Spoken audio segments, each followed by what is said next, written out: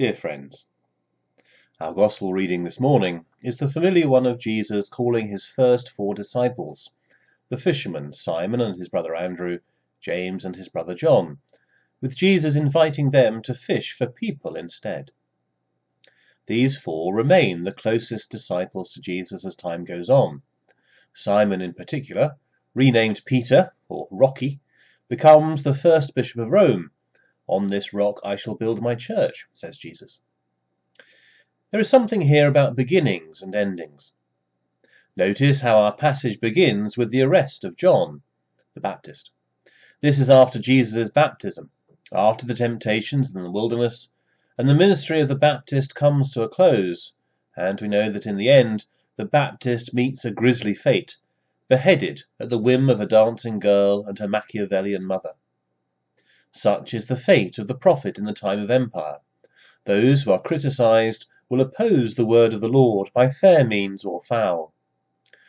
What Jesus is embarking upon for himself, and what he is inviting these disciples into, is a path to the cross. Of these 5 men, only one lives to old age and dies of natural causes, John, the younger brother, who we remember as the evangelist and letter writer from our New Testament. So the beginning of Jesus' ministry and the path of these disciples begins with a premonition of their ending in the same way as the Baptist. That is the first verse in our passage. But consider the last line too. James and John left their father in the boat with the hired men.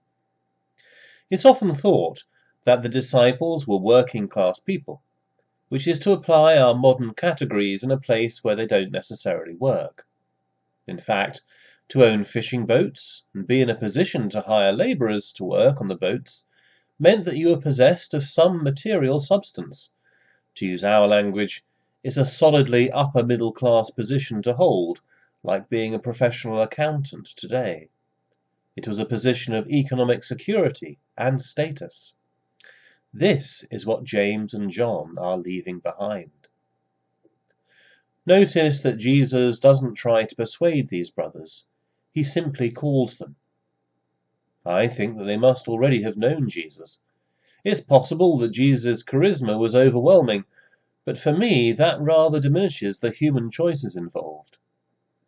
So I would rather think that the brothers already knew Jesus, knew that he had innate religious authority, and that he was inviting them into a relationship with them in a way that was customary, a rabbi and his followers.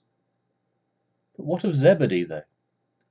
What is being lost to him when his 2 sons go off with this itinerant preacher and exorcist? These things we are not told. We know only that these brothers are invited, and they choose to leave behind their father and all the emotional and financial security that their father provided in order to be with Jesus. The invitation must have been irresistible. But of course it was. It's Jesus. They knew him, and they trusted him, and they obeyed him. His invitation is the same for us. It's not an invitation to worldly wealth and success. It's an invitation to the cross, repudiation by the world, likely with all sorts of suffering added in.